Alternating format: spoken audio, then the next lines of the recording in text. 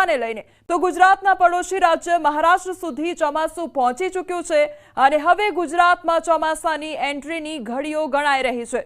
ગમે ત્યારે ચોમાસું ગુજરાતના કાંઠે આવી શકે છે તો ચોમાસાની એન્ટ્રીની રાહ વચ્ચે ગુજરાતમાં દરિયો તોફાને ચડ્યો છે। ગુજરાતના દરિયામાં જોરદાર કરંટ જોવા મળી રહ્યો છે અને ઊંચા મોજા પણ ઉછળી રહ્યા છે। ચોમાસાના દસ્તકના સમાચારો વચ્ચે આવતીકાલથી ગુજરાતમાં પ્રધાનમંત્રી કરશે ભેટનો વરસાદ। ઓપરેશન સિંદૂર બાદ પહેલી વખત પીએમ ગુજરાત આવી રહ્યા છે। પ્રધાનમંત્રીને આવકારવા ગુજરાત થનગની રહ્યું છે। પ્રધાનમંત્રી 2 દિવસના પ્રવાસ દરમિયાન માદરે વતનને કરોડોના વિકાસ કાર્યોની સોગાત આપશે।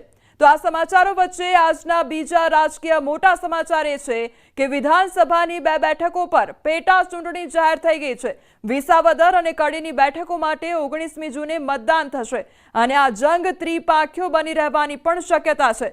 તો આ તમામ વચ્ચે અકસ્માતોની વધતી ઘટનાઓ પણ ગુજરાત માટે ચિંતાનો વિષય બની ગઈ છે।